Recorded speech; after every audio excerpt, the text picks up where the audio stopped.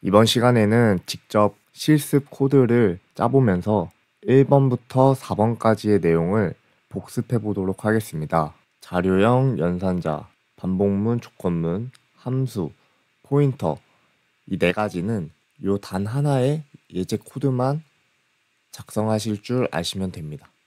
이 퀴즈를 한번 여러분들이 풀어보세요. 두 개의 자연수를 입력받아서 값을 뒤바꾸는 수합 함수를 작성하세요. 조건 첫 번째, 두 변수의 합이 짝수면 값을 뒤바꿔주면 됩니다. 조건 두 번째, 두 변수의 합이 홀수면 두 변수의 합만큼 별을 출력하고 값을 뒤바꿔줍니다. 만약에 변수 A에 10이 들어있었고 변수 B에 20이 들어있었다고 가정을 해볼게요. 그러면은 수합 함수가 있는데 이 함수의 인자 A와 B를 받아서 합이 30으로 짝수죠. 짝수면은 A에 20을 그리고 B에 10을 넣어주면 됩니다. 만약에 두 변수의 합이 홀수면 똑같이 값을 뒤바꾸는데 두 변수의 합만큼 별을 한 번만 출력해 주세요. 반복문으로 별을 출력하실 수 있겠죠. 그러면 여러분들이 이 수합 함수를 작성을 해 보시고 1번부터 4번까지의 내용에 대해서 잘 생각해 보시길 바라겠습니다. 구글에 온라인 컴파일러를 검색하시면 이렇게 온라인 컴파일러 C코드를 실행하세요. 여기 눌러주시면 바로 이렇게 코드를 실행시켜 볼 수 있는 환경을 제공합니다. 그래서 여기서 예제 코드를 작성하시고 여기 실행 코드 눌러보시면 프로그램 출력까지 보실 수 있어요. 여기는 지금 헬로 월드 예제 코드가 작성되어 있죠. 헬로 월드를 출력하는 예제 코드가 작성되어 있기 때문에 출력으로 헬로 월드가 나오는 거죠. 여기서 이제 실습을 한번 해주시면 됩니다. 그럼 설명을 드렸으니 잠시 일시 정지를 하고 이 퀴즈를 풀어보시길 바랍니다. 네, 다 풀어보셨을 거라고 생각을 하고 같이 코드를 작성해보면서 살펴보도록 하겠습니다. 일단은 예제 코드니까 지워줄게요. 그러면 이제 변수 두 개를 선언해 보도록 하겠습니다. int num1을 선언해주고 int num2를 선언해줍니다. 그 다음에 scanf로 받아올게요.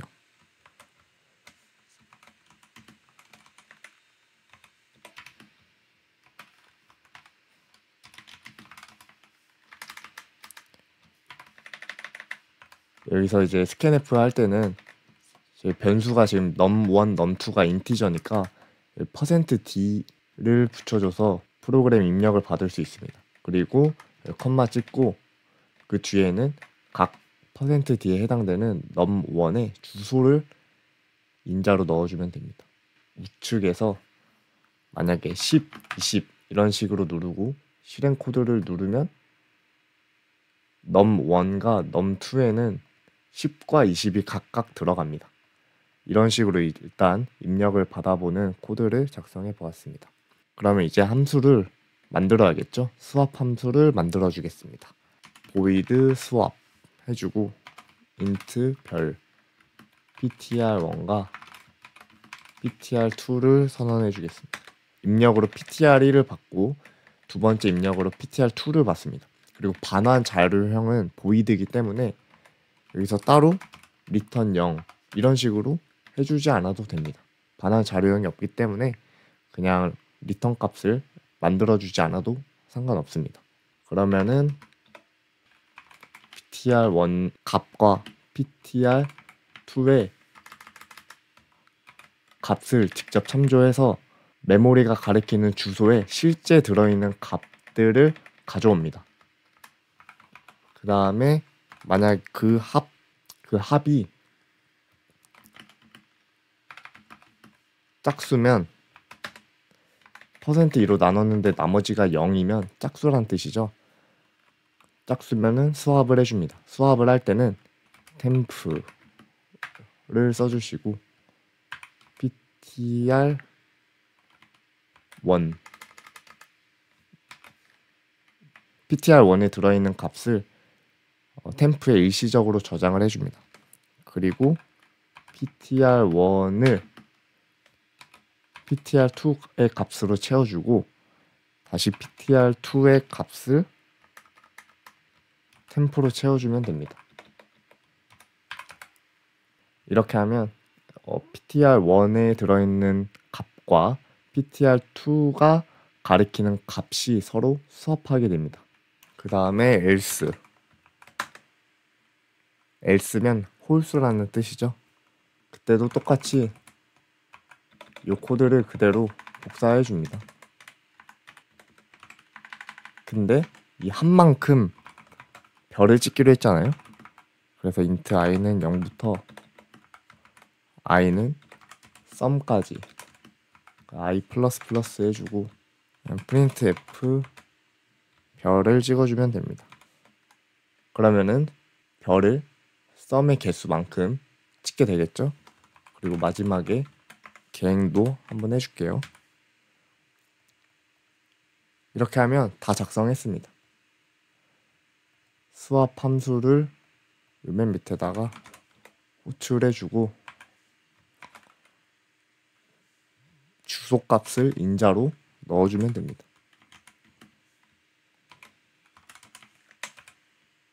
값을 확인해 볼게요. num1은 %d, num2는 %d. 실제로 num1과 num2가 잘 뒤바뀌었는지 확인해 보도록 하겠습니다. 여기에도 똑같은 코드를 일단 넣어줄게요. 정리를 해보면 num1과 num2를 선언을 했고 scanf로 받아서 일단 한번 프린트를 해준 다음에 수합 함수를 넣어줍니다. 그리고 나서 어떻게 바뀌는지 살펴보겠습니다. 좀 보기 불편하니까 계행도 한번 해줄게요. 다시 실행시켜보면 num1과 num2가 처음에는 10과 20이었는데 수합 함수를 지나니까 num1과 num2에 있는 값이 뒤바뀌었습니다. 그리고 짝수도 했으니 홀수도 실험을 해보면 num1과 num2를 받아서 31개의 별을 찍고 값을 뒤바꿔 준 것을 확인해 줄 수 있습니다. 일단 뭐 이런 식으로 예제 코드를 작성을 해볼 수 있고요. 좀 그림판으로 설명을 좀 드리도록 하겠습니다. 여기 이렇게 메모리가 있어요. SRAM에서 쭉쭉쭉쭉 저장이 되겠죠. 한 이 공간 어디쯤에 num1이 저장되어 있을 겁니다. 밑에는 num2도 있습니다. 왜냐면 이제 선언을 해줬으니까요. scanf로 num1과 num2를 받았기 때문에 메모리에 num1과 num2가 쌓이게 되겠죠. 사용자가 10과 20을 넣었으니 10과 20이 저장이 될 겁니다.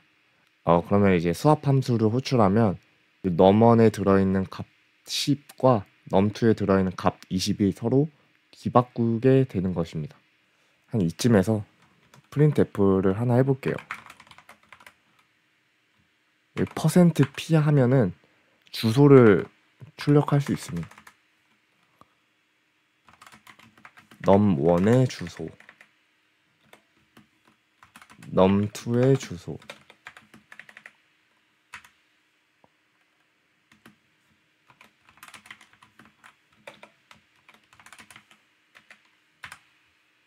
(10과 20을) 넣어서 실행을 해볼게요. 여기 계행도 좀 잠깐 넣어줄게요. 주소값이 이렇게 있죠? 07FFF 축축해서 50. 얘는 07FF에서 똑같은데 마지막에 54. 지금 0에서 4로 4바이트 증가했죠? 그래서 지금 연속된 메모리 공간을 차지하고 있는 겁니다. 여기 주소가 이거고 num2 주소가 이렇게 있습니다. 수합 함수를 34번째 라인에서 호출을 했잖아요. num1에 ampersand니까 요 0x7 쭉쭉쭉 요 값이 첫 번째 인자로 들어가고 그 다음에 두 번째 인자 num2에 ampersand를 붙이면 0x7 몇몇몇몇이 두 번째 인자로 들어가게 됩니다. 그러면 이 수합 함수에서 이 ptr로 이 주소 값들을 받습니다.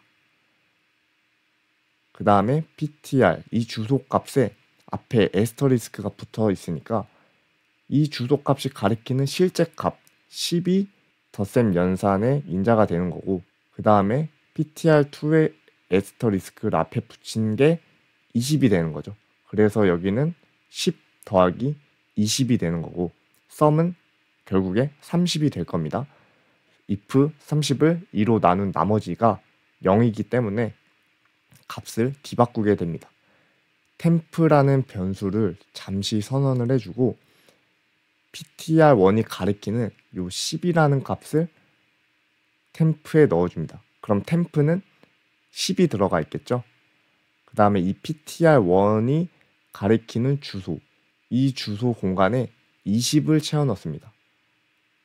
ptr2 에스터리스크 ptr2는 20이기 때문에 이 주소 공간에 20을 채워 넣는 거고 20으로 바뀌게 되겠죠. 그 다음에 ptr2에는 아까 저장했던 템프에는 10이 저장되어 있었으니까 10을 넣어주게 됩니다. 그러면 이런 식으로 값이 뒤바뀌게 됩니다. 여러분들이 포인터를 함수의 인자로 넣어주고 해당 함수에서 그 포인터를 활용해서 직접 메모리 주소 공간에 접근해서 개발을 진행하시면 됩니다. 만약에 여기를 이제 포인터로 주지 않게 되면 num1, num2 만약에 이런 식으로 주게 되면 값이 뒤바뀌지가 않아요. num1, num2로 넣었으면 얘도 이제 자료형을 맞춰줘야겠죠. 그 다음에 얘는 이제 포인터가 아니니까 이런 식으로 짜신 분도 있을 것 같아요. 만약에 포인터를 활용하지 않고 그냥 함수의 인자를 값 그 자체로 넣어서 활용을 했다면 아마 값이 뒤바뀌지 않으실 겁니다. 그쵸? 10과 20이 있는데 함수를 호출해도 10과 20이 됩니다. 왜냐하면은 변수를 함수의 인자로 이렇게 선언을 하게 되면은 얘는 지역 변수입니다. 지역 변수. 그래서 메모리 공간에 또 다른 변수가 생성이 되는 겁니다. 메모리가 밑에 더 있으면 여기에 ptr1과 ptr2가 생성이 되는 거예요. 그럼 여기에 10과 20을 넣겠죠. 그래서 여기서 막 썸도 하고 뭐 얘네들의 값도 뒤바꾸고 뭐 하겠지만 결국에 이 함수가 호출이 끝나는 이 시점에서 함수 호출이 끝나면 얘는 없어지게 됩니다. 데이터가. 왜냐면은 지역 변수로 함수 인자를 받을 때 새로 생성된 거기 때문에 요 인자를 받고 새로 생성돼서 이 안에서 쿵짝쿵짝 하다가 결국엔 함수 호출이 끝날 때 없어지는 거예요. 그래서 결국에는 이 num1과 num2의 값은 10과 20으로 바뀌지 않겠죠. 그래서 여러분들이 포인터를 함수의 인자로 넣는다는 것은 직접 그 메모리 주소 공간에 접근해서 데이터를 바꾸겠다는 의미가 되는 겁니다. 그래서 수합 함수를 작성을 할 때는 이 인자로 포인터를 넣어주시길 바라겠습니다. 그럼 이상으로 실습을 마쳤고요. 포인터까지 여러분들이 잘 정리하셨을 거라고 생각을 합니다. 그리고 다음 시간에는 포인터를 좀 더 심화해서 배열과 포인터, 구조체와 포인터에 대해서 알아보도록 하겠습니다. 감사합니다.